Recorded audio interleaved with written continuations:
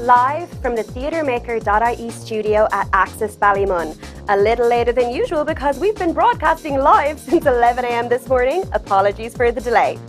On tonight's episode of Stage Door Live, we'll be hitting the hot topics with Eleanor Walsh and Chantal McCormack. I will be joined in studio by Gina Moxley to chat about her documentary, The Application. And finally, our panel will be completed by Ashling, Byrne and Maeve Stone for the big debate on activism in theatre. This is Stage Door Live for the 25th of August, 2021. On tonight's episode of Stage Door Live,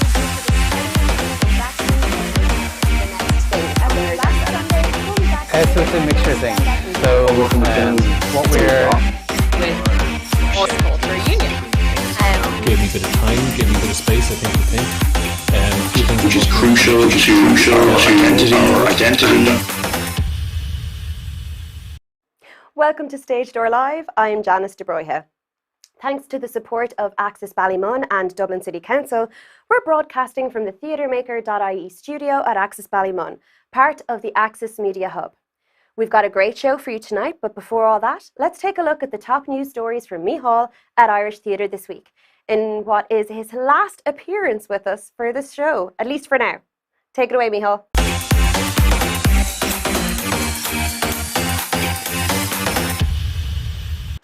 Thanks, Janice. There's a lot happening in the news this week, so let's dive right in.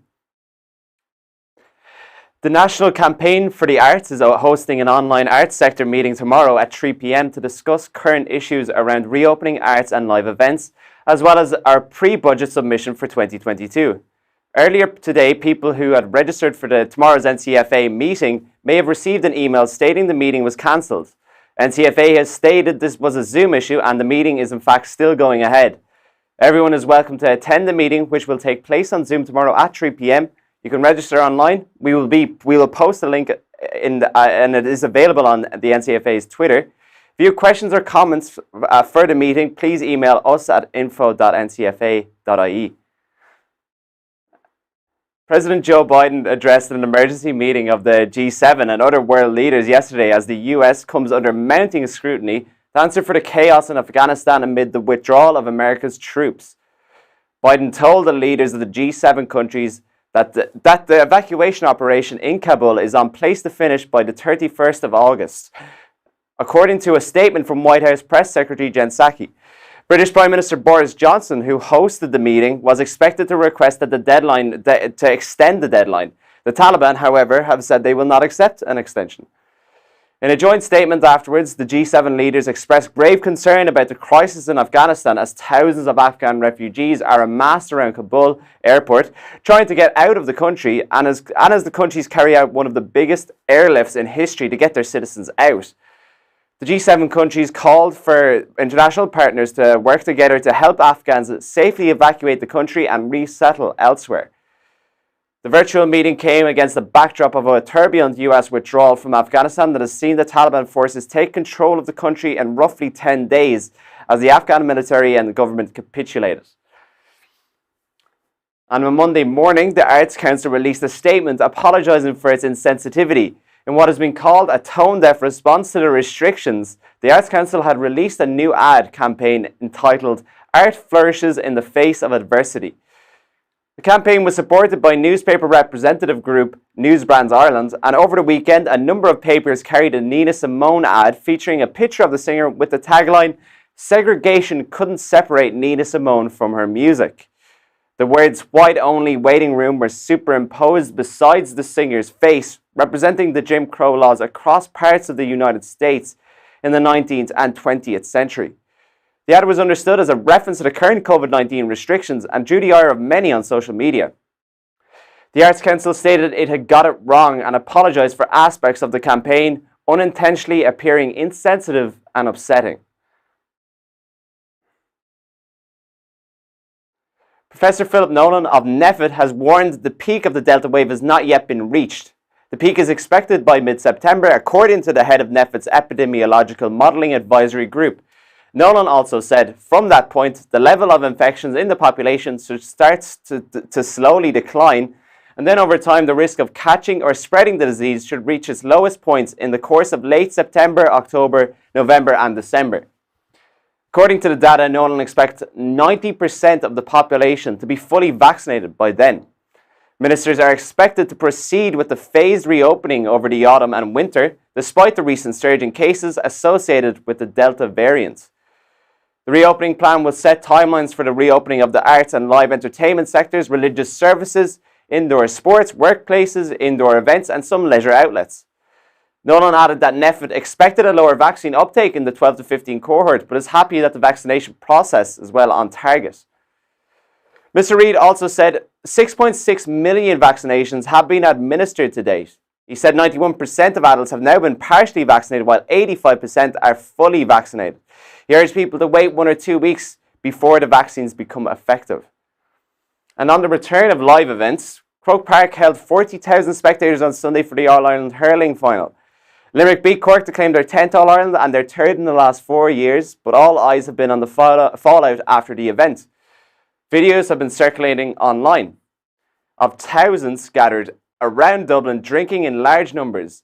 Respected figures in the entertainment industry have expressed frustration at a video of fans gathered outside Croke Park showing people drinking and singing together as people spilled out of the 82,000 capacity stadium. Gardaí said licensed premises around Croke Park were inspected and some asked to close in the interest of public safety. Inquiries have also begun into alleged breaches of COVID regulations at one of these premises. Discussions are to continue this week on the reopening of live events, with a roadmap to be published next week. As the vaccine rollout continues, people are urged to maintain basic COVID-19 guidelines like social distancing and mask wearing, as the effects of Croke Park gatherings are still yet to be seen. And meanwhile, at the same time as the All-Ireland hurling final, Fiestival took place outdoors at Railway Union Sport Club. Over 2 days, Fiestival represented 6 shows, each entertaining 200 people at a time. Tickets had to be booked in tables of 6, with tables being spaced more than 2 meters apart. No alcohol was allowed on site for family or over 18 showings. These numbers were in line with the government's guidelines for organised outdoor events, capping attendance at 200 people. The Theatre Forums recently released the results of their review of pay and conditions in the performing arts in Ireland 2019 and to 2020. Theatre Forum's review of the pay and conditions in the performing arts in Ireland 2019 to 2020 points to a further deterioration of pay and conditions in our sector. Alongside the Universal Basic Income Pilot Initiative and its much-needed rollout across the sector, an overhaul of pay and conditions is urgently required to ensure that they meet, at the very least, minimum acceptable standards, such as the national living wage in 2019. In 2019, 91% of artists, makers and creative practitioners earned less than the national average earnings for all employees of €40,283. 22% earned less than the national minimum wage of €9.80 per hour. You can read the full report on their website, TheatreMaker.IE. Dublin Theatre Festival is now on general sale. In order to book tickets, you must have an account with DTF to book tickets. Many productions are also offering tickets in pods due to current restrictions. This means you may need to book in groups. So gather your theatre-going pals and have your pod members in place before the general sale goes live. And almost everything is actually sold out now. More tickets were released for Tonic. Tickets for Tonic's opening night, Saturday the 11th of September, were previously sold out on the Dublin Fringe Festival website. Tonic, brought to you by Fionn Foley, who we recently had in studio, and Rough Magic, is described as a blisteringly satirical new musical play for the times we live in. The Abbey Theatre opened their new cafe Pigeen, designed by Katie Davenport. It is full of Abbey props, stores treasures. This pop-up cafe is currently open Monday to Friday from 10 a.m. to 5 p.m, serving teas, coffees and charming baked goods, as well as a weekly lunchtime option.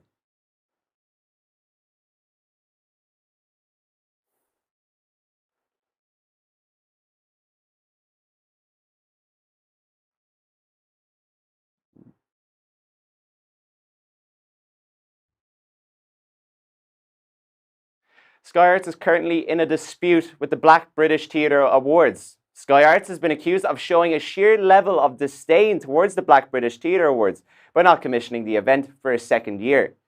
Last year, Sky Arts commissioned and broadcast the awards, which celebrate black performers and creatives in UK theatre. This year, Sky Arts is not commissioning the awards and has instead offered an acquisition deal worth £10,000. Jonte Richardson, who is the independent producer and director of the awards event, expressed shock, saying that to promise such an unprecedented support at the height of a summer of racial reckoning, when optics were at their most optimal, only to quietly remove that support when the dust had settled, seems particularly and unnecessarily cruel. Beginning this day week is Taste of Dublin in the Ivy Gardens in Dublin. It will be running from the 1st until the 5th of September. The theme for this year's Taste event is Savour the Moment. Taste invites Ireland's food lovers to indulge in the fine cuisine. You can pick from 13 different sessions over the 5 days, including learning from world-class chefs, indulging in spirits masterclasses, and sample the capital's signature dishes in a single outdoor setting. Tickets can be bought in groups of 4 and 6 on dublin.tastefestival.com. Party Down Music Festival is planned to take place at Palmerstown House Estate in Kildare on the 10th to the 12th of September. The lineup includes The Stunning, Hot House Flowers and Jerry Fish. For more, go to partydown at palmerstown.ie. This event is supported by the Department of Tourism, Culture, Arts, Gaeltacht, Sport and Media. And for those of you who had not had the chance to experience it, a series of multidisciplinary inclusive arts activities in public spaces around Ireland is happening this summer. In the Open, or Fuin Spare, is a programme funded by the Arts Council. It will be continuing in some places until Easter 2022. Each area will have a variety of events appealing to a broad range of audiences and interests from which will range from performances, film, projections, music, street art, trails, spectacle, installations, visual arts, literature, spoken word and much more. To check out the full programme and the list of locations, go to artscouncil.ie/in-the-open. And last Tuesday, Minister Martin published a progress report on the implementation of the Audiovisual Action Plan, which aims to deliver improvements for the audiovisual sector. Minister Martin said her department is working closely with Screen Ireland and the film industry to ensure that optimum conditions are in place to allow the sector to overcome the challenges of production during COVID-19. She added that despite the pandemic, significant steps in relation to recommendations in the plan were undertaken. A reminder that the Arts Council Awards open for application. Awards currently open include Round 3 of the Agility Awards and the Open Call. The Agility Award aims to support individual, professional, freelance artists and arts workers at any stage in their careers. It closes on the 9th of September. Those interested in applying can also attend an application clinic on Tuesday the 31st of August with Caoimhe Ní Reagan, who will walk through the process of the submission process, including what makes a strong application. The Strategic Funding Award provides funding to arts organisations and closes on the 16th of September. Arts Centre funding is to invest in infrastructure of arts centres and closes on the 23rd of September.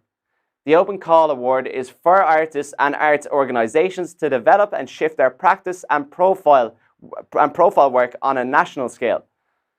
The closing date is also the 23rd of September. The Writers in School scheme part funds visits by writers and storytellers to schools throughout the island of Ireland and is a rolling application process. And the Arts Council is also seeking a digital marketing manager. This is a full-time position. Some tasks include website upgrade, developing a brand tone, and implementing effective workflows across the website and social media channels. Closing date for applications is midday, Thursday the 2nd of September 2021. For more information and to apply, visit artscouncil.ie/jobs. RADA, the Royal Academy of Dramatic Art, is also currently seeking to fill a number of positions. RADA is currently seeking a Principal Registrar and a Secretary Executive Assistant, U-Company Assistant, Facilitator and Director, and an Access and Participation Coordinator. More information on each of these on RADA's website, rada.co.uk. Round 2 of the Arts and Disability Connect opens Monday.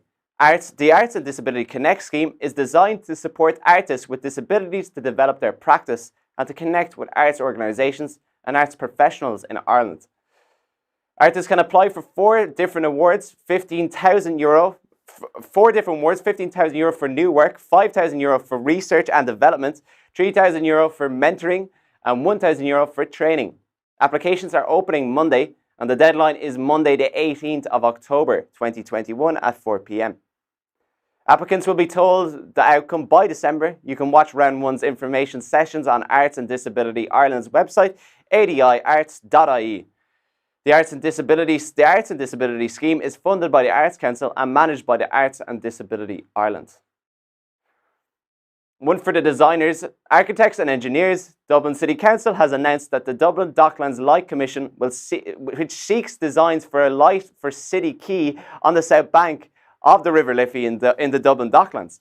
The proposed light installation is intended to be a long-term addition to the Docklands and should be designed to have a minimum lifespan of 20 years with routine maintenance.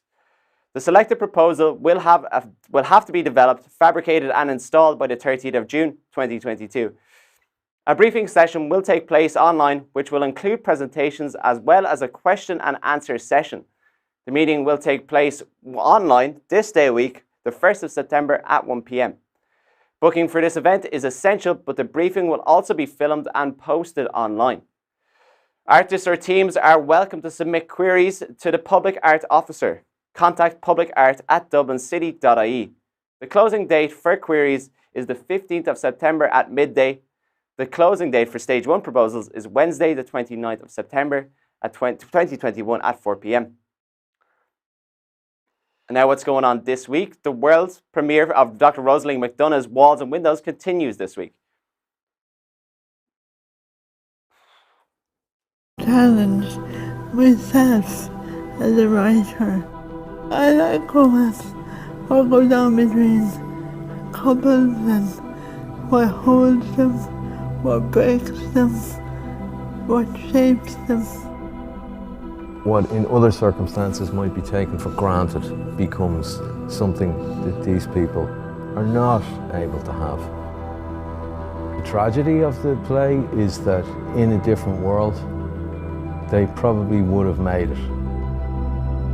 Traveller narratives or traveller representations. I wanted to move it out of the polemics. I also wanted the play to have something that I couldn't give, and that's why I wanted to work with Jason. Rosaline has presented a very kind of challenging structure. Non-linear, expressive. Everything is in a kind of a transient, movable, chameleon-like environment. It shifts and reflects the inner state of Julia's mind.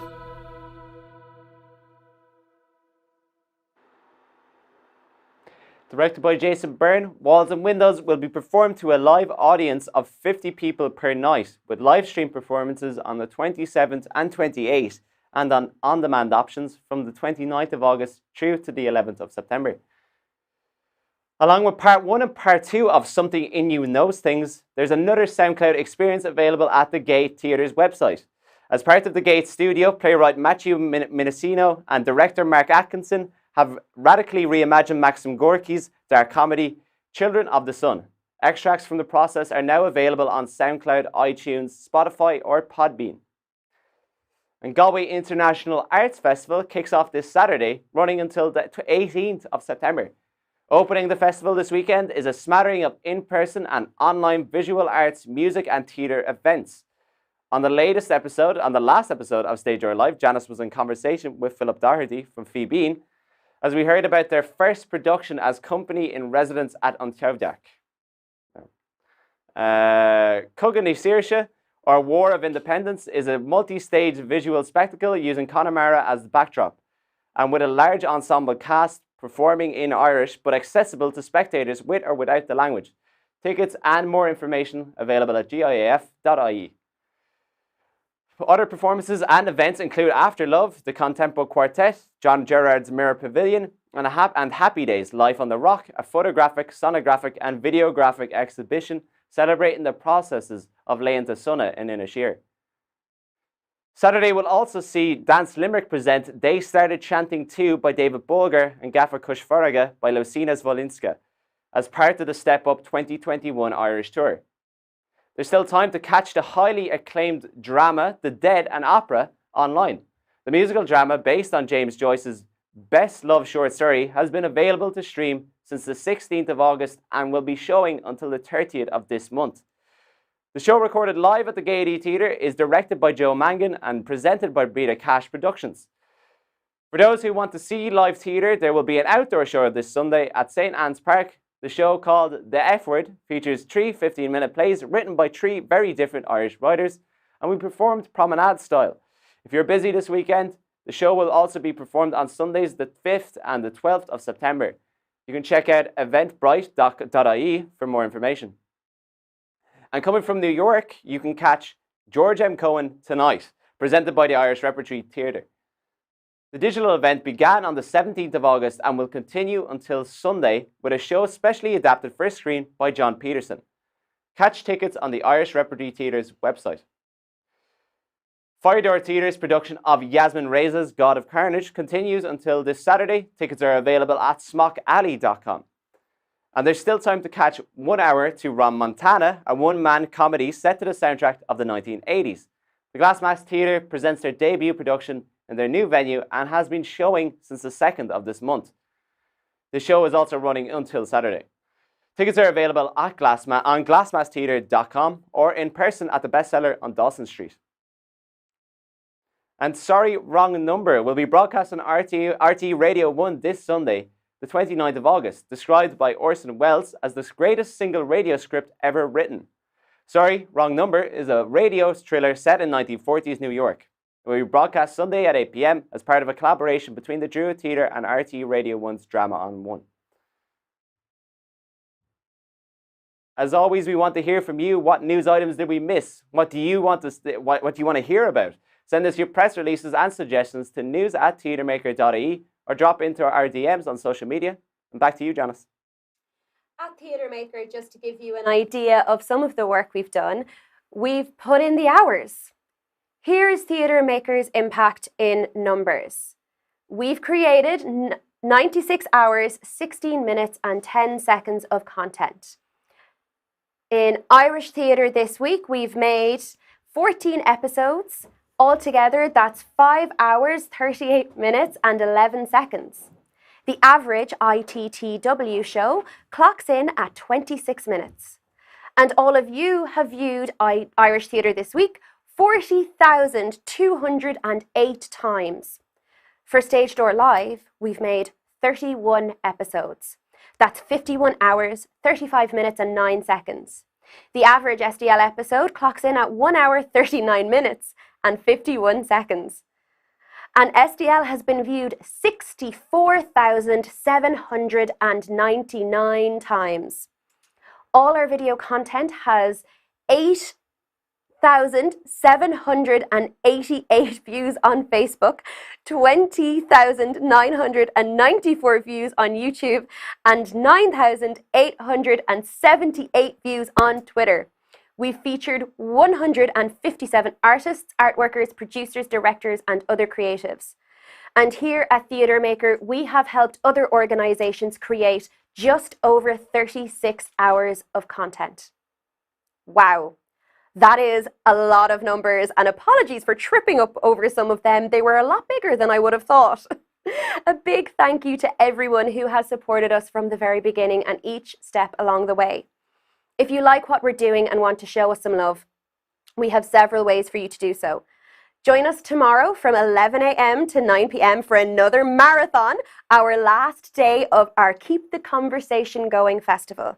We have an excellent lineup of guests, and we'll be ending the day with a sector panel including Senator Malcolm Byrne, Liam Fitzgerald and Agus O'Snuddy TD, which you won't want to miss. I can't wait for that. Check out the full lineup on our social media and we'll post a link in the chat now. We want to thank a few people who have donated to our Keep the Conversations Going campaign. Let's have a look.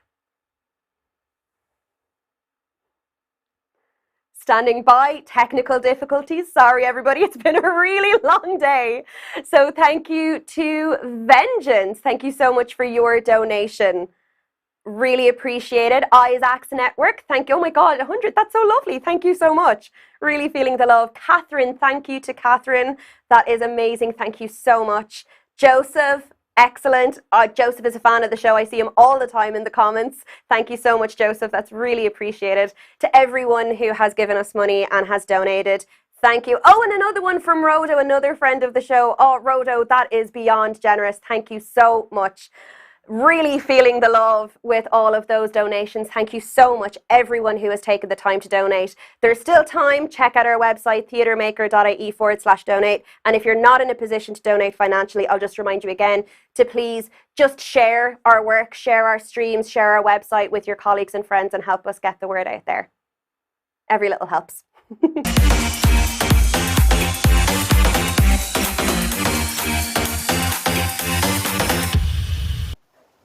Now it's time for us to delve into this week's hot topics. Every week we invite two guests to join me in picking through the latest breaking news topics, the good, the bad, and all too often, the downright grisly. Don't forget, as we trawl through these headlines, we want to hear from you watching at home. So please be sure to pop your thoughts in the comments below. Before we get to those headlines, allow me to introduce our first two guests, both of whom I've had the privilege in the past of meeting, pre-interviewing, chatting with. I am so happy to have you both with us again. Ashling, Byrne and Eleanor Walsh. Welcome to the show, ladies. Hey. Thank you so much. Sorry also once again to both you and our viewers at home for the slight delay in starting. As you'll know, we've been broadcasting live from 11 a.m. this morning, so it's been a very busy day for us, so sorry about that, but let's get stuck in, shall we? So our first topic that we're going to look at is the Great Croke Park. As you heard earlier on the news, and I'm sure everyone at this stage knows, last Sunday saw Limerick beat back the Rebels to take the win in the All-Ireland hurling final. It was quite the game, but of course, that's not what we're going to talk about tonight. We're going to talk about the fact that, as if it wasn't enough of a kick in the teeth, that 40,000 spectators were allowed to attend the event. Insert your own guitar-related meme here. As it was an organised event, I think we can all agree what really set the cat among the pigeons in the end were the videos which subsequently circulated of the huge crowds, with little to no social distancing and barely a mask to be seen. Let's take a look. We have there, we can see there on screen, we have a tweet, not biased in any way, but why was my sport of athletics only allowed 200 people in the arena in Tullamore today, in a 40,000 capacity stadium, and 41,000 allowed in an 82,000 capacity stadium in Croke Park? So it's not just, that is a good demonstration, and we can see some of the pictures there contrasting Croke Park with Fiestival, which was happening just down the road. So let's have a chat about this, shall we? How is it possible that we're still having this fight? How, Ashling, I'm going to come to you first. What are your thoughts? Well, you know, I think this whole pandemic has created arguments that, you know, we never thought we'd have ever been having. You know, sometimes I think about the things that we get cross at each other for doing. You know, if you said that to someone 2 years ago, it'd be like, well, that person is just enjoying their sport or having a good time. So I think you're right when you say that the images were very powerful, and you can understand, I think the word that was used in the broadcast earlier was people's frustration. And I think that it's important that we highlight that it is just born from frustration. Because I don't know, I think generally when we see something like that happening at Croke Park and the numbers, it really is just that we want our industry to be able to come up off its knees, and we want to be there, I suppose. But I think sometimes it can move into a bit of a difficult space where we pit sectors against each other, or I tend to feel that that's not very resolution focused, and so I suppose I'm telling myself this, you know, because I felt just as angry as everybody when I saw those images. But I suppose it's about focusing all of our energy, I think, into lobbying for what our sector needs, and trying not to descend into I don't know, unhelpful emotions like anger about the fact that other people are out and having a good time and enjoying their sport, because I think ultimately that's just where we all want to get back to. I think the kick in the teeth, as you say, comes from the fact that of feeling a bit ignored by the government, and feeling that radio silence, as opposed to feeling, angry at other people for being able to be out enjoying themselves again. I suppose that would be where I am at today, but ask me tomorrow. Absolutely, Ashling. You're like, it is very easiest to fall into that old trope of like arts versus sport, but I think that's why I wanted to kind of highlight that other tweet from an athletics perspective, because it does seem the GAA is an outlier.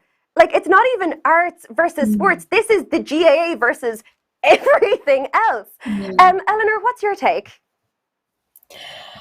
Gosh, well, as a Kilkenny native, if I go on too much about the GAA and the power of the GAA, I won't be able to come back home. But I'm from a mad hurling family, but it definitely is really frustrating to see the amount of leeway that's been given to facilitating GAA matches and these big and these big occasions, when so many other occasions and so many other people are having to stay closed and wait without any certainty as to when they can work again.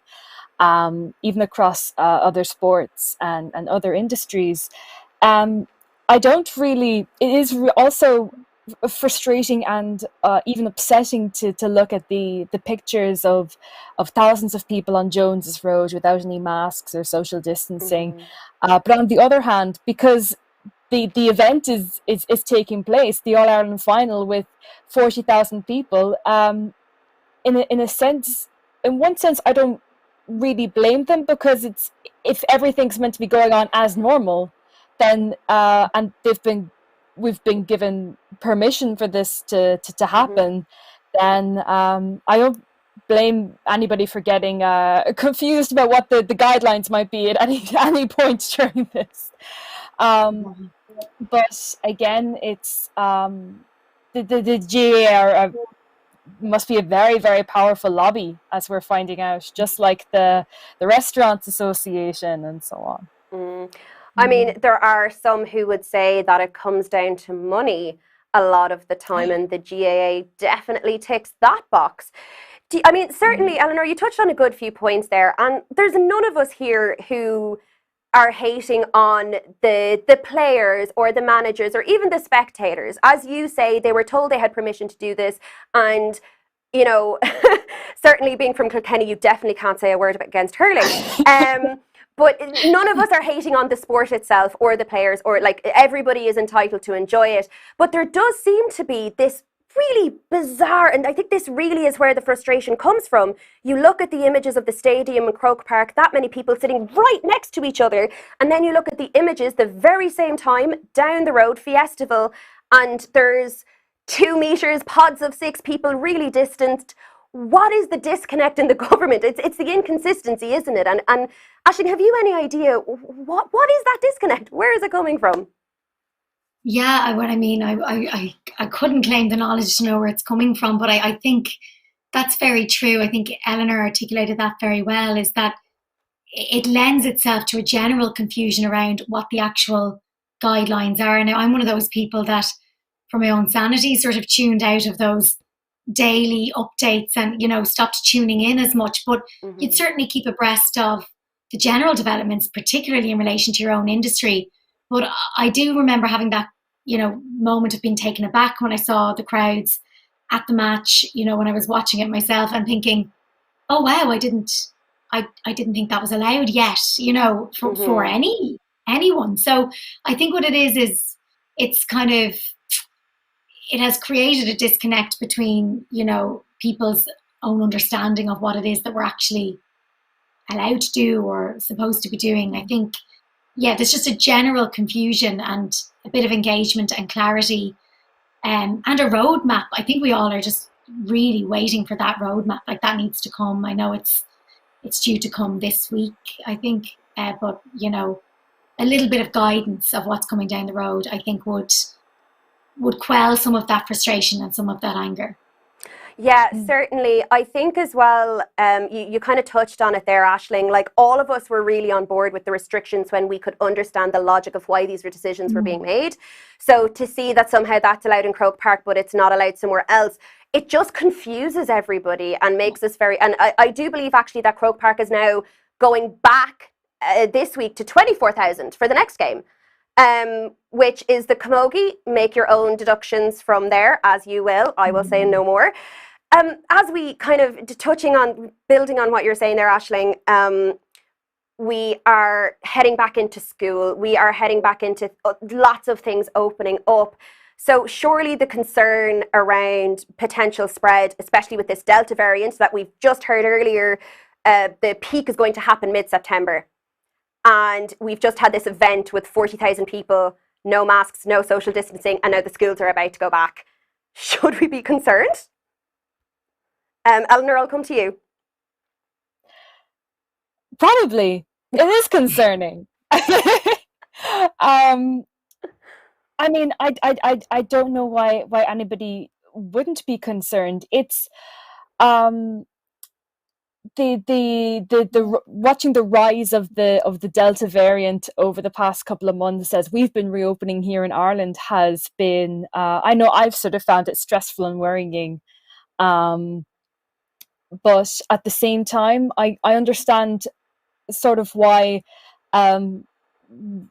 the government did reopen things this summer and reopen them maybe more quickly than we might have expected, because the lockdown in the winter and the spring was so long and so difficult for so many people that they had to make it worth it in the end.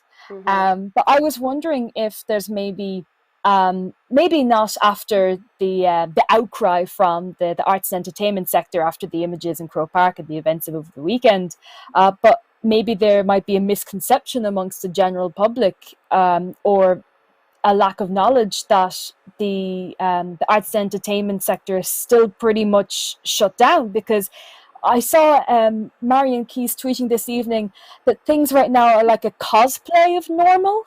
In that we've got we have our non-essential shops, and we can travel around the country, and we can even travel abroad, and schools and universities are going back, but things aren't quite normal yet. And I would wonder if maybe people aren't just aware yet that unless they're trying to, say, organize a wedding and they can't get a wedding band, that there are so many people who are still waiting to reopen that have been left behind.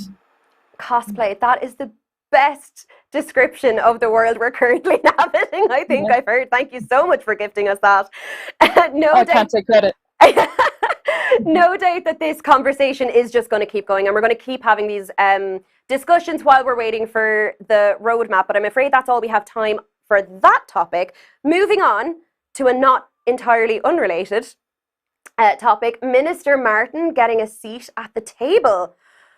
There's been much discussion and furore over the last week as Minister Catherine Martin was denied a place at the high-level subcommittee meetings on COVID-19, despite demanding attendance to address her concerns for the reopening of the live events industry. Minister Martin was understandably furious, as were many in the sector. However, following a meeting with the Taoiseach yesterday, it was announced that she will be attending Friday's subcommittee meeting and will hold a meeting with the Taoiseach, Taoiseach and industry stakeholders next Monday, ahead of the cabinet decision which is due to be made on Tuesday. What a whirlwind it's been this week on this. I'm going to go back to those two words, anger and frustration, again with the uphill battle and the fight just to be heard. Ashling, why is this so hard for them to understand that we are in a real live industry? Yeah, I would wonder. I mean, I suppose we have the likes of the NCFA to thank for the fact that, not only the lobbying that they're doing, but the job that they're doing in getting the word out there, and then, creating that ripple effect of making noise, I suppose. We have them to thank for reversals of things like that, you know, for that common good in the end. And of course, the minister herself, you know, hopefully, and I guess doing due diligence in terms of saying that that's, you know, that's not good enough. You know, I wish I had the answer.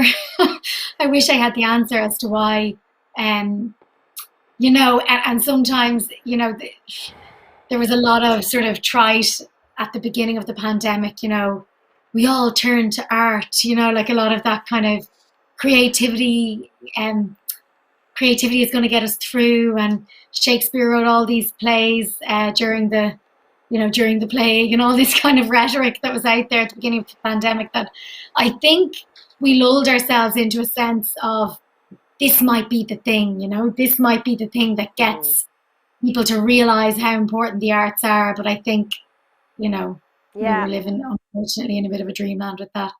Absolutely. Yeah, totally. And like, speaking on that, Tony Holohan saying, and Neffed saying that events like Electric Picnic can go ahead with this week. Do you think that's forced a U-turn, Eleanor? Well, I think Laois County Council are still holding out on giving Electric Picnic the license to go ahead, and I think, in my opinion, I think they should keep holding out and give it a miss this year.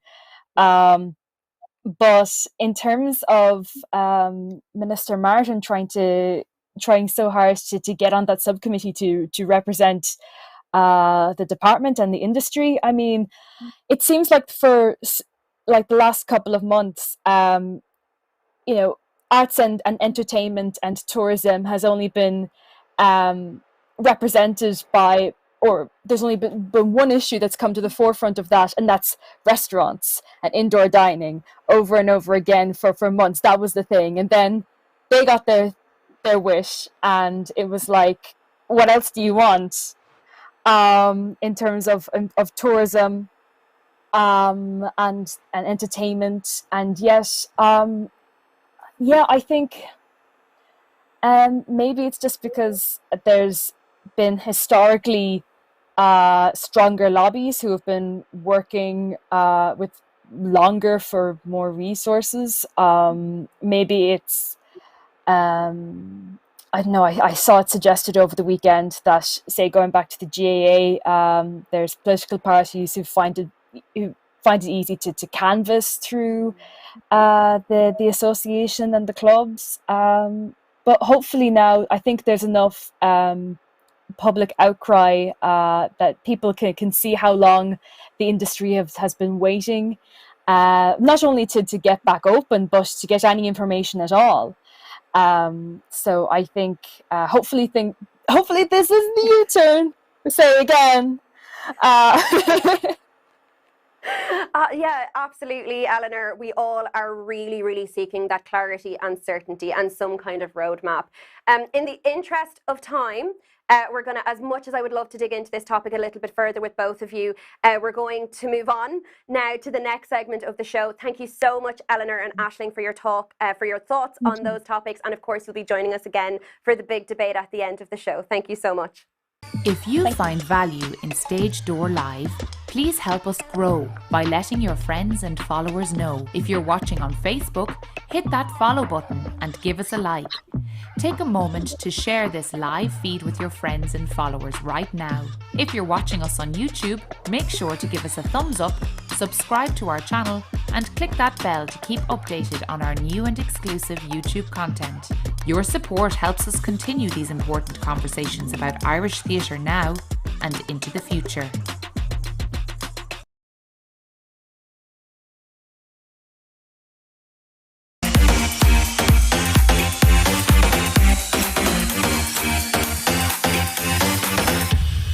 If you find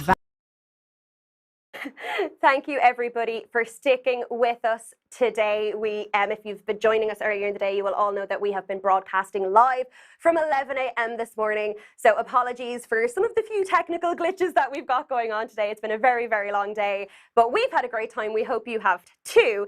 Now we're going to move on to our next segment, We are moving on to our feature story, and for this evening's feature story, I am delighted to introduce one of Ireland's most beloved, respected, award-winning theatre makers, Gina Moxley. Gina is an actor, writer and director. There is little she cannot do. Later this year, she will be bringing an inspired work to the Dublin Fringe Festival, The Application. The Application is a documentary following Gina Moxley and Luca Truffarelli making an application about freelance theatre artists' experiences of endlessly making applications and precious little work during lockdown. That was Blue Hanley, everybody, just trying to get under the camera and failing there. Thank you, Blue. Apologies, everybody. Moving on. With venues closed, artists were orphaned without an income, a community or a home. Everyone was applying for everything to keep a log in the grate, the wolf from the door. 6 artists were invited to film their response to making bloody applications. Oh. The emotional investment, the unrealised plans, the hope, the absolute despair. Their responses are extraordinarily tender, surprisingly hopeful and hilarious. It will be a portrait of what it takes to make a thing to stay alive. The stuff we never see. I think we're going to take a quick look. Do we have a clip? Yes. So I'm asking you to stay at home. All theatres, clubs, gyms, leisure centres, hairdressers, betting offices, marts, markets, casinos, bingo halls, libraries are to shut. So the invitations to take part have been sent out to the 6 lucky people. So that is close of business for today and a nice G&T. Done.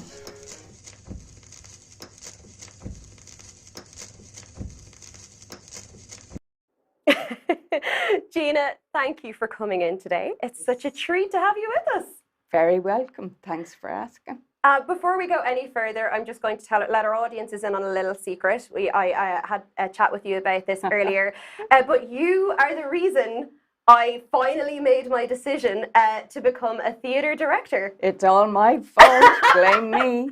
All the terrible work you've seen that I've done, it's all Gina's fault.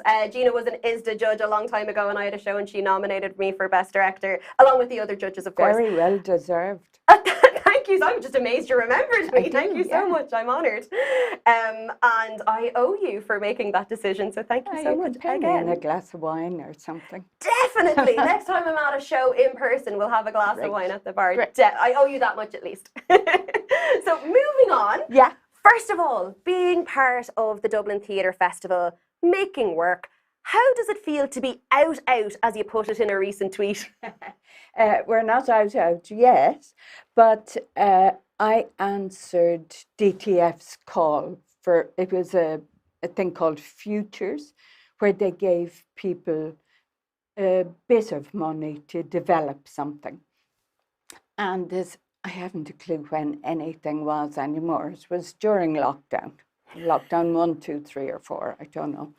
And during the lockdowns, I'd been making short little films. Like I did one for Dear Ireland, I did one for Dance Company, I did one for American women artists on stage. So you're kind of getting into making these doty little things, as well as making applications along with every other person in the arts community. So when I saw the DTF thing, I thought, I wonder, how could you go about making a little film about this? And I spoke to Luca Truffarelli, who's done a huge amount of stuff for dancers and theatre makers. And he loved it because he loves doing kind of guerrilla kind of stuff. So we had good chats about it, and we, at the time, the only way to really do it was to invite 6 people to collaborate with us, and that I would give them provocations, whatever, and they would make something themselves. So I didn't really want to steer them too much, because we have enough of that in every other application making, where you're answering things you haven't the least bit of interest in. So that's how it started. Fantastic. And so where did the idea of staging the application process specific? I mean, it's something that we are all so intensely, intimately familiar with. But where did that idea come from? Simply because everybody was doing it, and it's kind of a three-part project.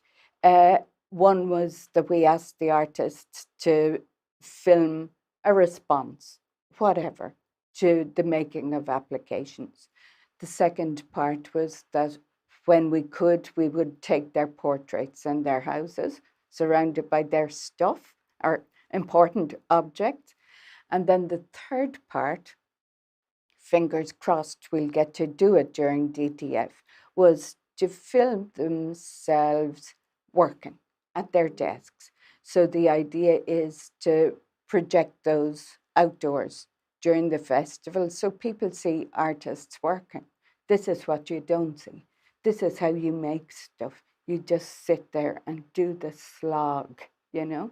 And we didn't know at that point if it would ever be shown. And I really wanted to fill the town with artists, even if we couldn't do it with art. Absolutely. I mean, it's that thing, isn't it, in any theatre show? And we're all familiar with that picture of the iceberg. And what the audience sees is the tip, but what's under it is way bigger. And unless you're in it and doing it, like the truth is that most of the work is ugly and grueling and under. It's the underbelly, isn't it? Absolutely. So what about the creative process then? Did you have a clear, like in putting the documentary as is now, in putting that together, did you have a clear map of where you wanted to go with it, or did it sort of evolve organically? No, it was pretty organic, really. We asked the 6 people to make their little short videos, and we gave them a deadline date, and we had no idea what their response would be. And one came in and thought, wow, this is extraordinary. Peter Murray's, she lives in Australia, and she went to like massive work put into her thing, surrounded by like caution tape and bollards and all these things on the screen, you know. It was like absolutely fantastic. And I thought, oh God, like no one can live up to this. Next one came in, Hannah Mamelas, who had made a replica of her bedroom, saying, you don't know what 'tis till it's done. I was like, oh my God, like brilliant. Luke Casserly, Wayne Jordan, you know, so each one that came in, Pamela McQueen, Deirdre Griffin, like they were radically different to each other. So like stunningly different. And they were all aspects of the same process, which was fantastic. And I'm going, oh, Jesus, what do we do now? Like, you can't cut into it, you know? Yeah. So Luca said, we have to. We have to ask them if it's okay, because each one is like a perfect little film on its own. Yeah. And he's an amazing brain. So he just said, leave me alone, give me a go at this, and I'll come back. And it was like, oh my God, you're a genius. Because they feed into each other in this beautifully meshed response. So he's fab. Following on from that there, given that these particular artists were so different, like it just sounds glorious. Can you tell me a little bit about then, like looking at that sort of curatorial process then? You said that Luca kind of did the editing together, but even before that, was it an open application for artists, or did you look for these specific artists?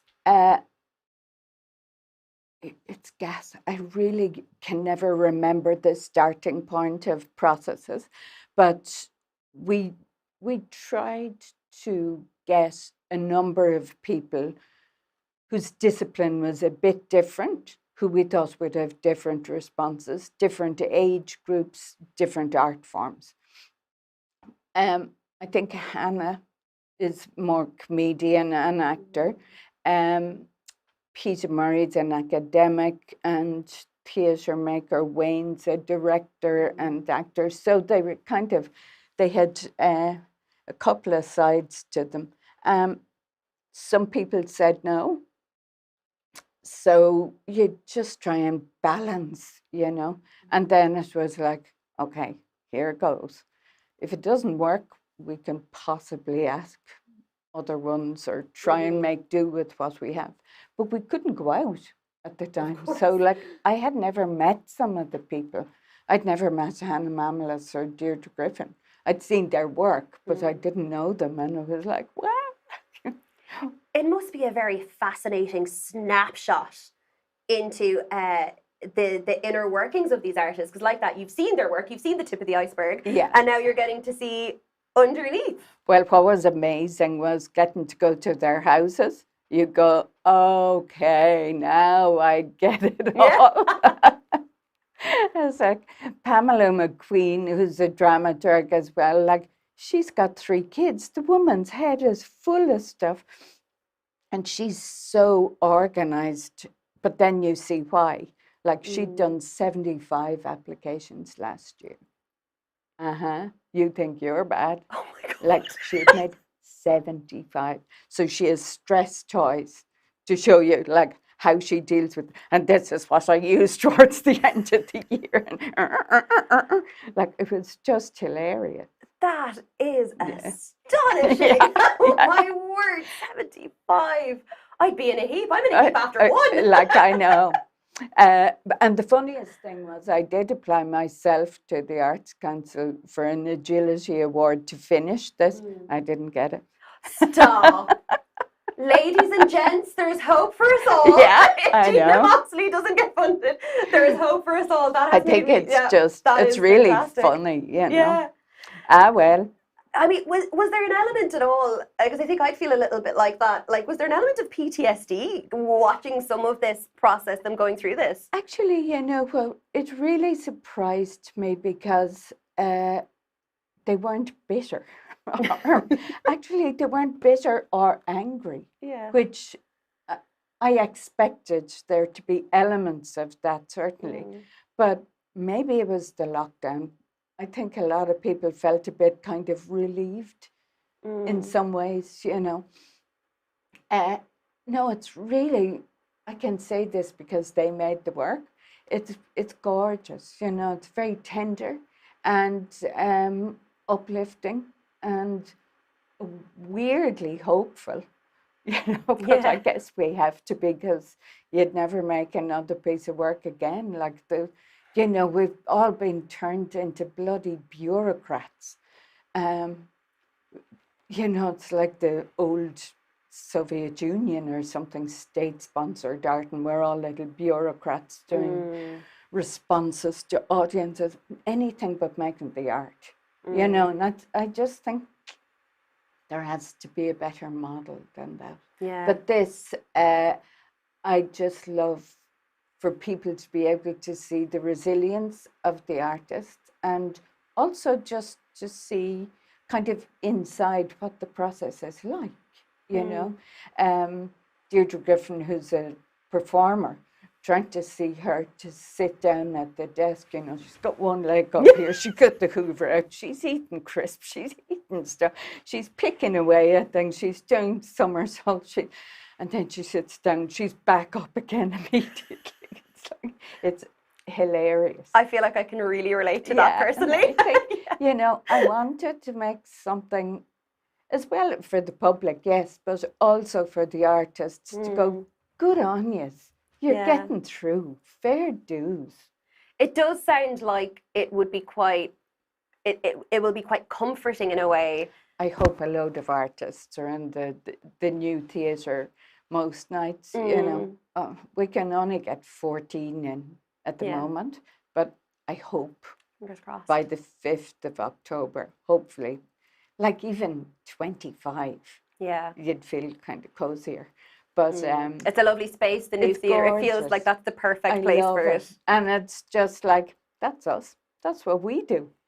Yeah, and it's interesting. It's coming at an interesting time because a lot of the discourse, general discourse, this year and a half, or however long it's been, in the big mush. Yeah, we've had this kind of constant ongoing discourse around trying to get general Joe Soaps on the street to understand what it is that we do.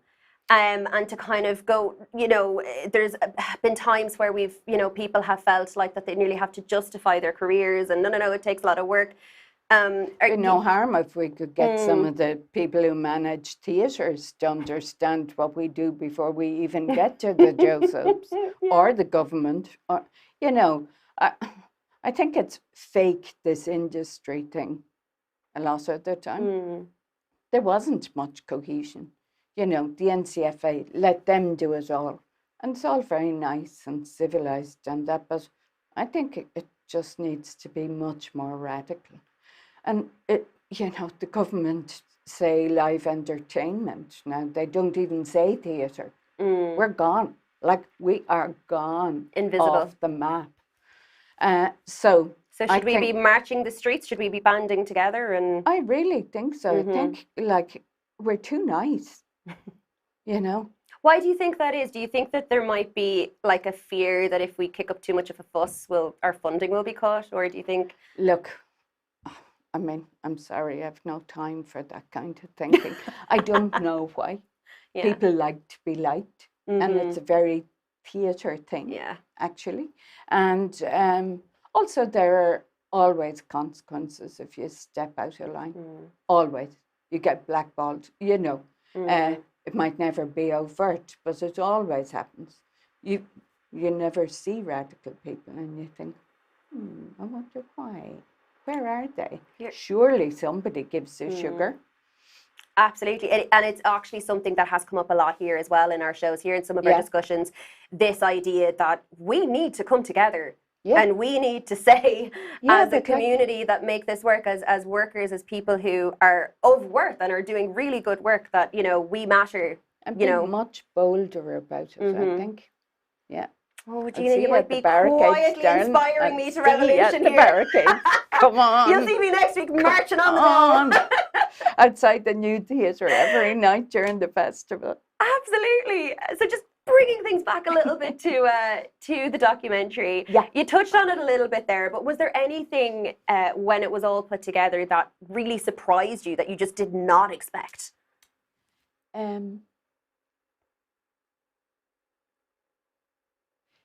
How tender it was, I think. In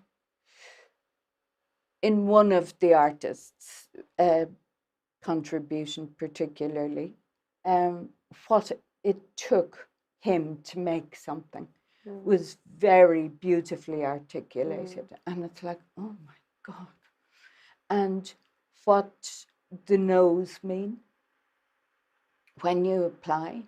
Like, I could paper rooms with them, you know, and it's my own fault. Sometimes I make a balls of things and you forgot to add this thing and I was sure I'd added it, you know, that's kind of thing. But when you think you have a great project and you try for like years to get somewhere, like that's huge emotional cost. So I think when you see that really sensitively articulated, it like goes boom, like it really hits home. But then somebody's doing a handstand in the next frame and you just think, you go from that to that really quickly. That's a good representation of the career, isn't it? The peaks and troughs. Just to finally, Gina, what would you say that you hope people will take away from the documentary? If anything. I would rather not be prescriptive in any way, but I would like that people get an insight into what it means to be an artist and how much bullshit stuff you have to do as well. All of this, like, what's your mission statement and stuff, and it's like, the work is the statement, lads. You know, stop making people write this raw mate, you know. Some people are great. Other people, it takes them 3 weeks to do 200 words. Yeah, and for what?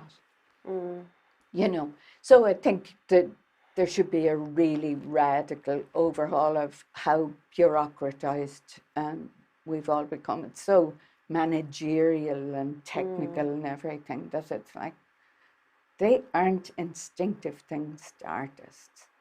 Certainly not. I have to say that mission statement that's my least favourite part. It's always the last thing I do. Yeah.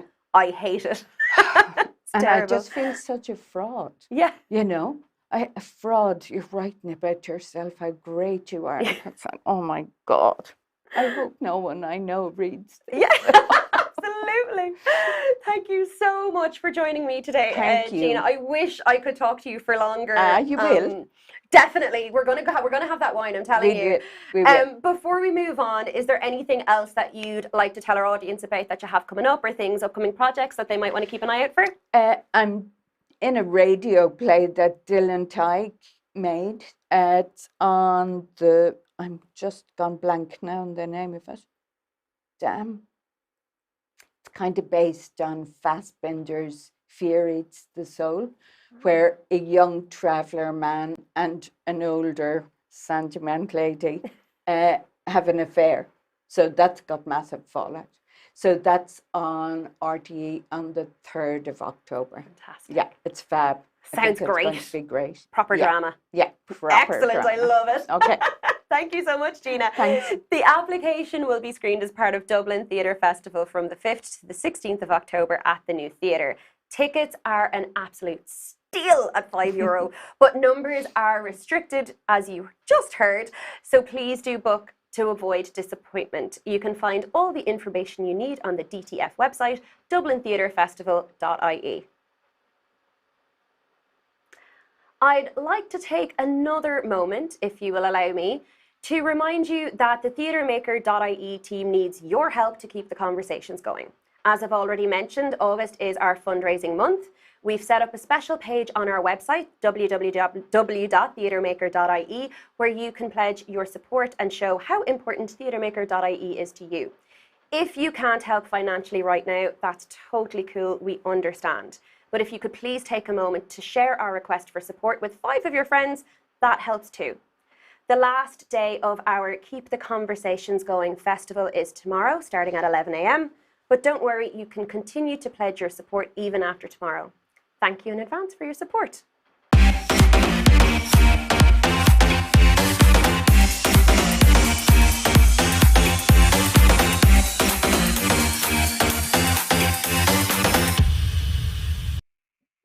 Our final segment of the evening, we would like to welcome you to The Big Debate. In this segment, we will be inviting our guests to discuss, deliberate and debate on the bigger issues, questions and possibly even a few controversies that are currently on the teacups. I would like to welcome to the panel Maeve Stone. Welcome, Maeve. Good to have you with us. And hi, nice to be here. Thank you so much. Joining Maeve, we have Ashling and Eleanor joining us once again. And of course, Gina here in studio. Fáilte Rash, lads. Thank you for sticking around. I hope you're ready to get stuck in. I feel like this is going to be a good one. So we have one possibly big contentious debate for your viewing pleasure this evening. And please do remember to add your 2 cents in the comments below. We want to hear your views and opinions too. A word of warning to all. As this is a show made by theatre makers for theatre makers, we have a habit of simply agreeing with each other. Therefore, I might just play devil's advocate and take a contrary point of view to keep things interesting. After all, we do love a bit of drama. So, getting to it. Theatre as activism. Can we change the world? As theatre makers, we're quite aware of the power and impact our work can have on the world. Many of us have our own examples of a particular artistic work or experience having a profound impact on our lives, or at the very least, have been profoundly affected by art. There are many who believe that this is the true purpose of art, to move, to effect change, to make the world a better place, to give voice to the voiceless, to hold a mirror up to society and make it take a long, hard look at itself. Is that really possible though? Though it's undoubtedly an admirable aim, is it too big a claim to make that we can change the world through art? What about the pressure that often goes with that, as there's an increasing demand from funding bodies that our art does more than simply be art? Friend of the show, Peter Power, tweeted the following a few days ago. Remember, Art doesn't have to fix communities or heal people or mend bridges or commemorate. It can be furious or uncanny or railing against its expectations. It can be personal or plural. It can be ugly and joyous or selfish. Resist shadow curation. He went on to say that it can be all of those things too, but that space must be made for all of it. Maeve, I'm going to come to you first. Can art change the world?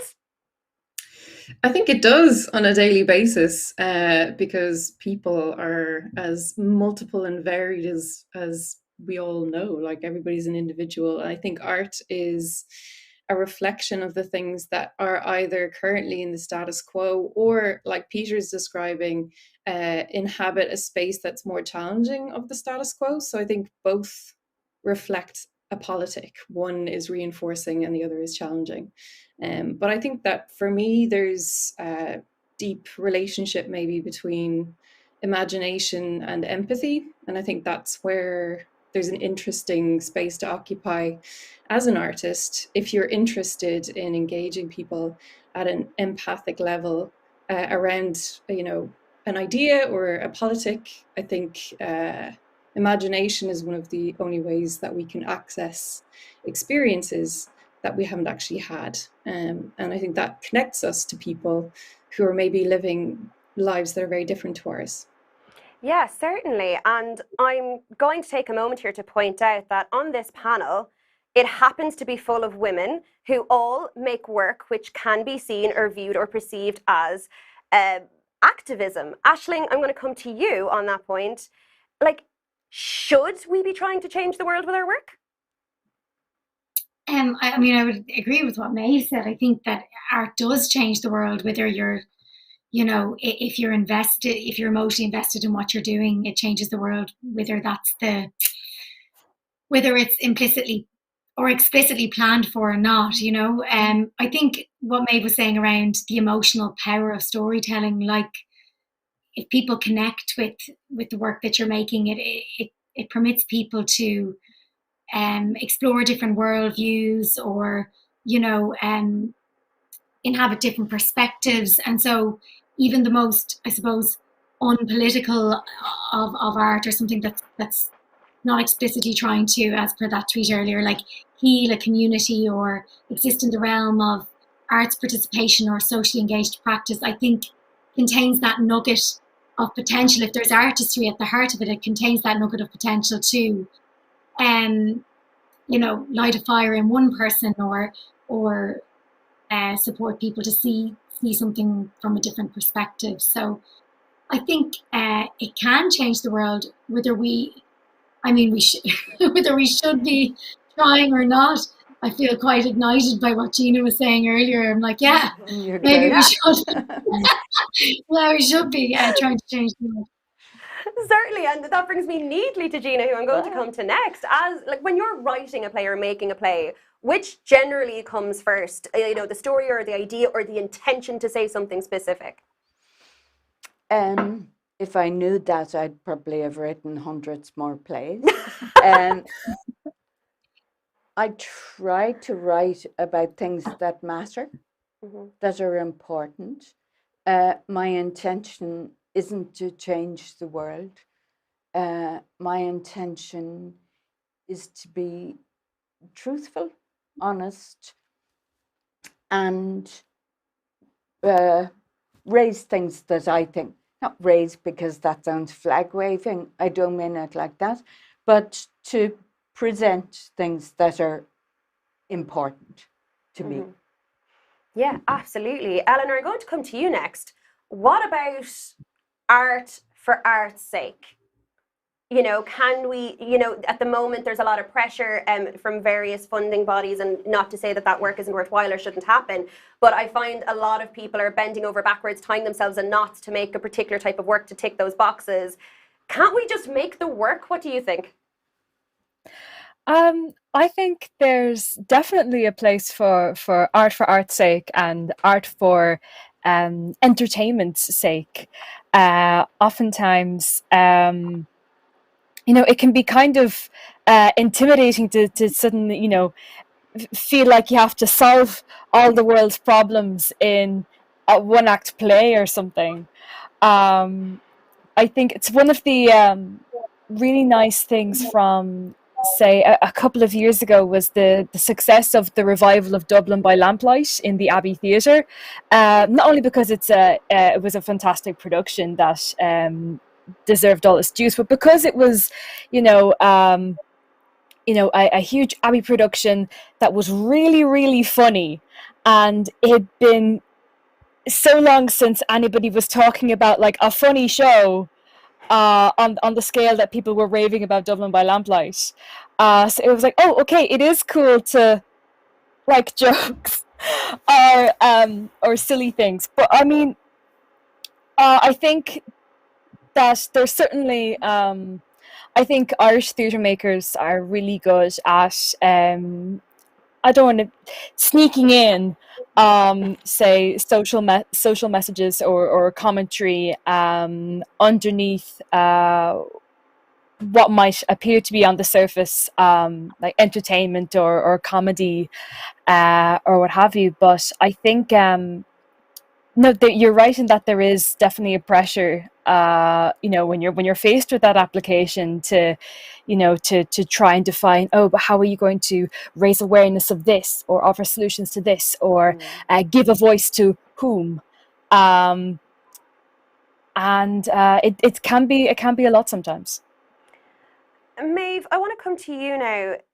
Do you think, or do you find in your work, kind of building on that idea of, can't it just be art, and kind of the various burdens that go with making art that's trying to, is actively trying to do something. Do you think that when people, Joe Public on the street is going to see a show and they feel like it's a show about a thing, that it has that kind of label or idea behind it, that it's some form of activist theatre, do you think that can put people off?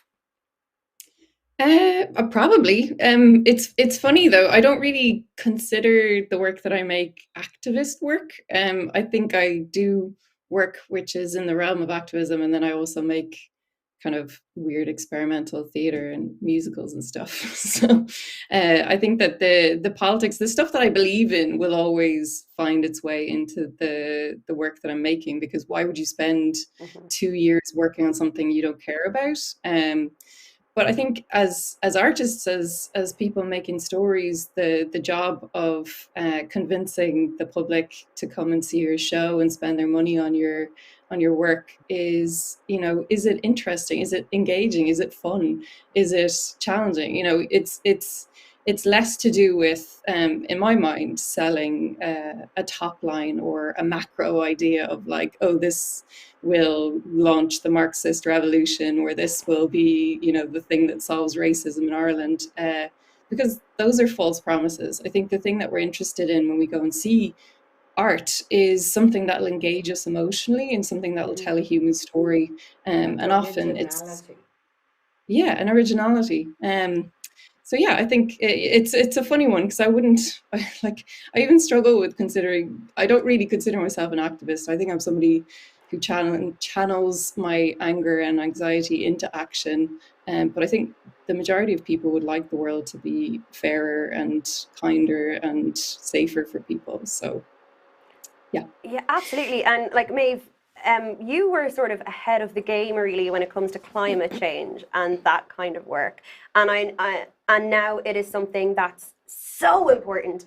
Like, I know for me as a maker, when I hear, oh God, to make, what could I possibly make about climate change? Where do you start when you're creating work, say, taking that idea of climate change? What is your starting point? I don't know. I think everything you make is different, isn't it? And I mean, I moved to the west of Ireland because I would like to be living and engaging in a community that feels really like strong, and that I can add value to. But on the back of kind of a really hard audit of what are the things that matter to me in an emergency and sort of looking down the track, my family are here as well, so it's obviously they're pretty cool, so I wanted to be near them. But I think the work that I've been doing with my partner and our production company, Cracking Light Productions, out here is much more what would be considered community work, and is kind of focused very specifically on climate resilience and engaging people with nature, I suppose, reigniting a love of the space that we occupy and just kind of inviting people to see things a little bit differently. Yeah. And Ashling, I'm going to come to you next, because there are those out there who, like, be it that you're making a piece that addresses climate change, or be it that you're making a piece that's engaging with a particular community, that these works can then have this label that goes with them. And a lot of the time people will say, oh, well, it's, you know, it's that kind of a show, and it somehow can be perceived as less than. What do you say to that, and have you experienced that? Yeah, 100%. Like a lot of the work of the company that I'm artist director of, Run of the Mill Theatre, working with performers with intellectual disabilities, gets bracketed off in that as, you know, arts participation and, you know, community work. And I think that's multifactorial. There's issues around, I suppose, communities having access to artist development opportunities that doesn't allow them to elevate their practice to, you know, to the realm of professional arts practice. And so there's, you know, it's about redressing that, and sometimes that grassroots work needs to happen to afford communities of people in place the same opportunities to make work. But yeah, I get very frustrated by that kind of art, you know, art versus instrument kind of models of thinking, because the fact is it leads towards people not engaging critically with the work, or considering that it might be artistically excellent, as well as doing, you know, adding value, as Maeve, that was a great expression, as Maeve, adding value to a community. Actually, there's a great piece of writing, I think it was Matt Hargreaves, that came out a couple of years ago on that subject, Theatres of Learning Disability, I think it's called, The Good, the Bad and the Plain Ugly. And it was his title, not mine. It was the first academic work to engage critically with learning disabled theatre as art. And I think that says a lot, doesn't it? You know, because it certainly isn't the case that theatre wasn't art up until he wrote that book, you know. Absolutely, and obviously I work in that realm as well personally, so I'm aware of all of that. And it does seem to be that at times theatre, like the work is in a particular box, and it couldn't possibly be both things. It cannot possibly be, you know, arts participation and good work. We have a comment from our social media here. I'm going to read it out there. Dr. ELO, art has already changed the world. Gina, would you agree with that statement? I'm not going to fight with him. Yeah, of course. Like, but it's also your own perspective. You know, like, I can think that, so what if you disagree with me? I don't think that stops anyone making anything, or it has any impact on anyone's work. Who cares who thinks what? We're there to make what we think is important, and what is the kind of output of our personalities and of our politics and of our upbringing and our beliefs. And you find your herd, or whatever it is. And sometimes you get more people coming along because their minds are blown by something they never thought of. And like, that's what I go to theatre for something unexpected. I don't care what cause or banner or who's in it or what it's about. It's like, do something I never thought of. You know, that's all I want. But what about funding? I mean, the dreaded word. I'm sorry for bringing it up again. What about it? Like, that is the problem to do with making applications. You have to commodify everything. You have to, as you're saying, like, tick this box. It's for this community. You're bringing in people who don't want to go to the theatre at all. You're making them go, whatever. It's like they have to be more radical about their funding of people. That we cannot all go through the same form. It doesn't work. There's so many people that their brains don't work that way. Most of them are called artists. The people who want us to do that are bureaucrats. So there's like a problem here. That's the problem with funding. They're trying to make artists things they're not, by and large. Absolutely. I couldn't agree more. Eleanor, I'm going to come to you next. In your work, do you ever feel that there's a sort of a burden to bend yourself and tick those boxes and find the way to make your work tick that box? Certainly.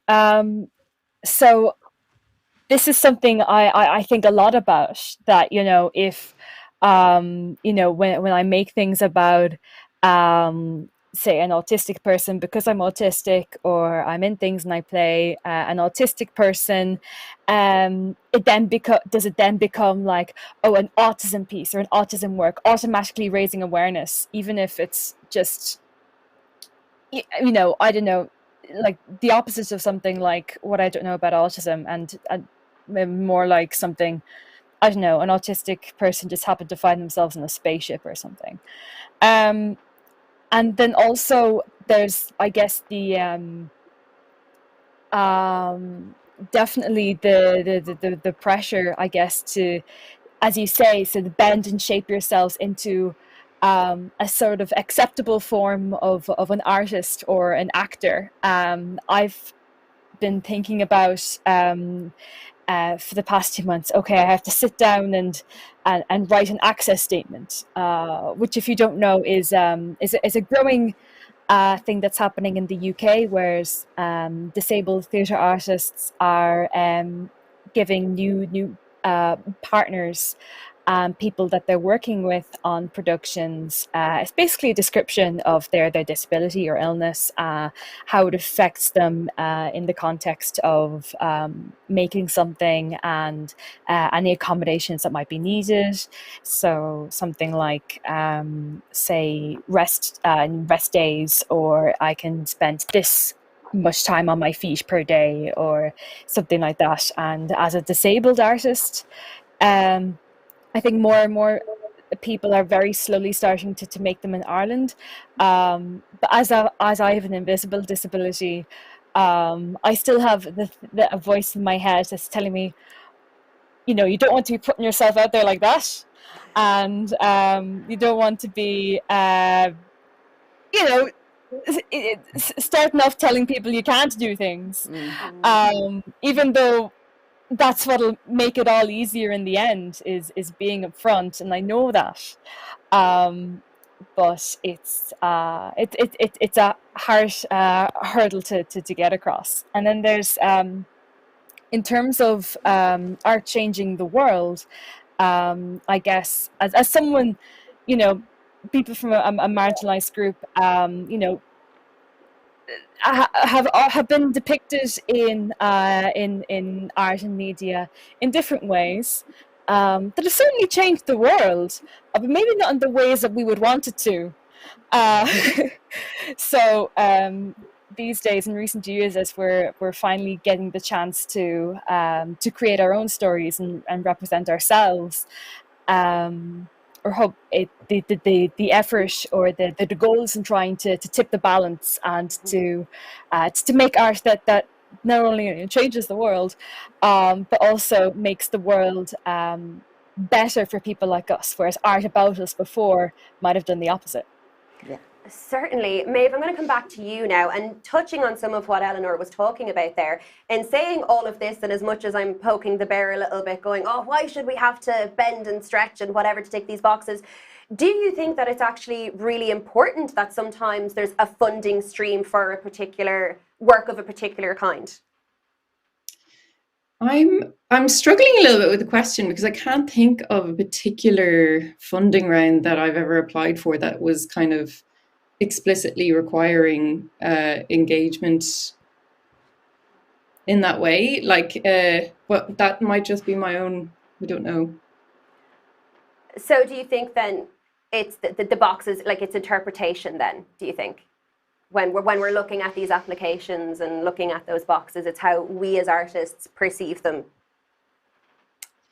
No, because we aren't the ones who choose what gets made. So there's obviously decision making that's happening behind the scenes, and there will be priorities in terms of what funding bodies feel should be funded or what they want to see reflecting in society. I feel like I'm being very inarticulate. I think I'm struggling to like find a way into the question though. So, but I think it's like the Arts Council are like the artistic director of Ireland. They pick. Yeah. And it's interesting when you like peel the layers back. The fairest system they've found has been peer review. So any application made to the Arts Council gets through a first gate, which is the person who is sort of in charge of that sector or the section that they're working on. So it'll be like head of theatre will audit all of the applications, and then whatever they deem eligible or has scored a high enough mark will be sent through to a peer panel for review. So I have questions because it feels like an attempt at a fair system that would eliminate some of that curation or that, like Gina's describing, sort of artistic direction of an entire sector. But I think that the person at the first gate actually has a considerable amount of power, and they're one person with one set of ideas and tastes, and I think that can be challenging because I guess it becomes overwhelmingly expensive and complex if you were to send every application to a peer panel, but maybe that's a more horizontal structure as well. And some people have a problem with the peer panel system also because it's a very small town, and more often than not you'll know quite a number of the people on the peer panel. And like I'm not speaking from personal experience, I swear, but I think people do have that problem. They're going like, people I know are saying no to me on this. It's troublesome. Which is tricky, and if you've got a colleague and you've put in work exactly as you're saying there, Gina, and it can feel very awkward, and it can feel quite personal. I mean, the whole process, I think we can all agree, it feels personal anyway, regardless of how it's viewed, because we spend so much time on these applications for funding and different things, and then when you get rejected, it's a gut, it's gut wrenching. And then if you know that whoever was on the panel is somebody that you actually personally know, that can feel very difficult. Yep. Very difficult.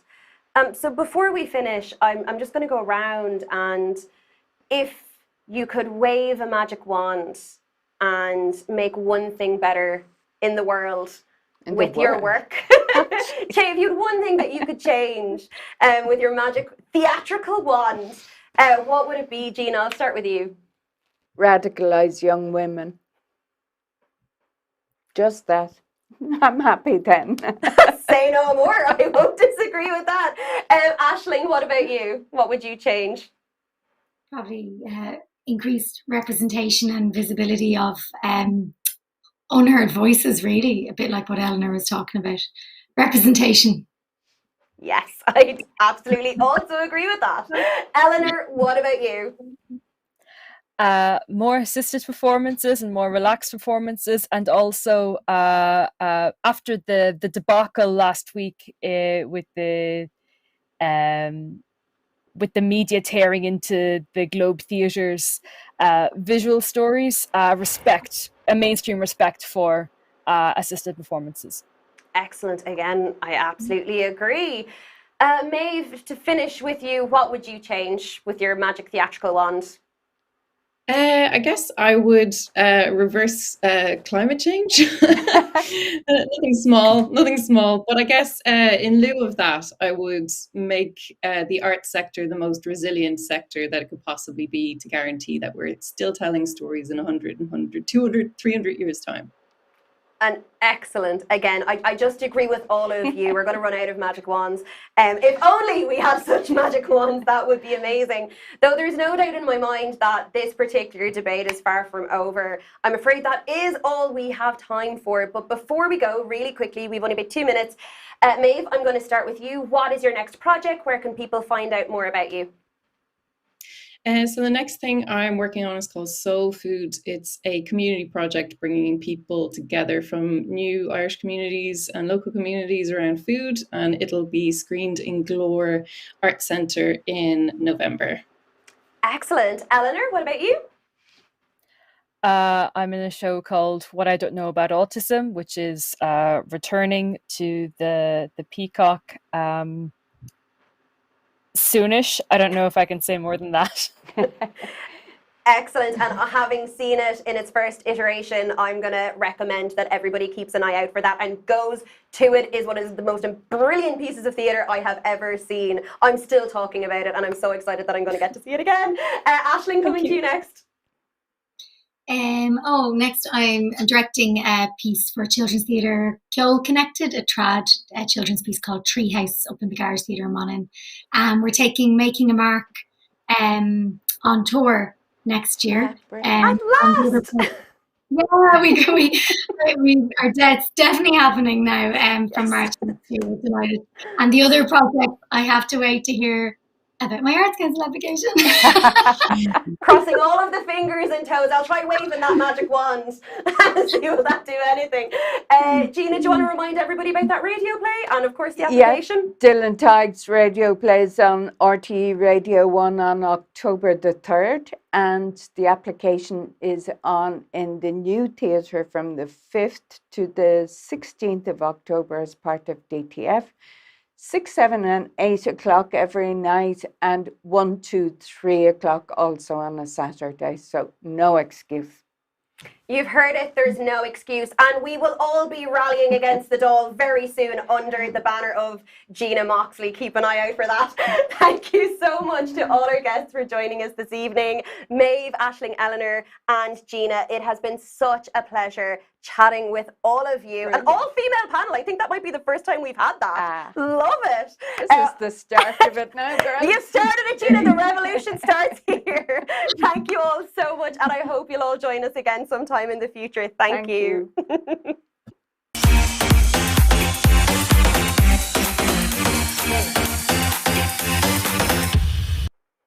What a show this has been. What a day it has been. When Stage Door Live started in the belly of the first lockdown, I was initially terrified. I had never worked on anything like this before, and I really wasn't sure I knew what I was doing. However, in that way that so many of us do, the team, all of us, found our various theatre maker skills transferable, and we adapted to the new crazy world we inhabited. At times, it has been hard and grueling, and yes, we absolutely failed more than once. In spite of all that, it has been inspiring and a joy and a comfort. Against all odds, from our kitchens and dining rooms and bedrooms, we small band of theatre makers managed to create an entirely open platform for the industry. It has been a place to converse, dream, debate. It has created a place for those who have been around for a while to impart some knowledge to those who are only starting out. And a place for all the rest of us who are in the trenches daily to have the conversations and bring to light the topics that matter most to them. We created a shared space to take the place of the lunchtime rehearsal room, the theatre foyer, the after show point, the queue for the loo at the gig. We discovered a brilliant way to keep the conversation going. And thanks to the support of Dublin City Council and Access Ballymun, we've been able to evolve to what we are today with a swanky studio where we can have an in-person guests and a whole new dedicated news show. Of course, as you all know by now, you're probably fed up of us saying it. We need your help to keep the conversation going. We know from our viewing figures, some of which you heard earlier, and the response from you, our audience, that you get as much out of this as we do, that there's real value in what we're providing. So we humbly ask you to consider making a once-off donation. It takes an awful lot of work to make this work. And I feel I have to take a moment here to commend both Kevin Michael Reid, our esteemed director, and our producer, Abby Grimstad, in particular, who've worked tirelessly over the last few days putting this festival together. I think at this stage they must be running on fumes, and I'm not entirely sure how they're still standing. And they have a whole other day to go. I must take my hat off too to the rest of the team, including Blue, Mihal, Sean, and Chris, all of whom, just like me, give their time and skills for free to keep these conversations going. I'm aware that quite often in this theatrical fundraising world, it can feel like we're all passing around the same tenor back and forth with every campaign that crops up. However, we're not even asking for a tenner. Forgo the fancy coffee. Maybe don't pick up that muffin with your tea. Do you really need that share-size bag of Doritos? Please consider donating even €5. We are on our way to figuring out how to secure funding. But in the meantime, we don't want to go dark, and your €5 could help us at least keep the ghost light on for a while. At the very least, surely the TheatreMaker team deserves some kudos for creating an incredible 3-day marathon festival. It's very easy too. Simply go to TheatreMaker.IE/donate and click on a button. We would be incredibly grateful. That's it from us at TheatreMaker at the Access Media Hub in Ballymun. Thanks to Access and Dublin City Council for making our programming possible. You can join us for our final day of Keep the Conversations Going Festival tomorrow at 11 a.m. We'll see you there. Thank you and good night. Bon Slán.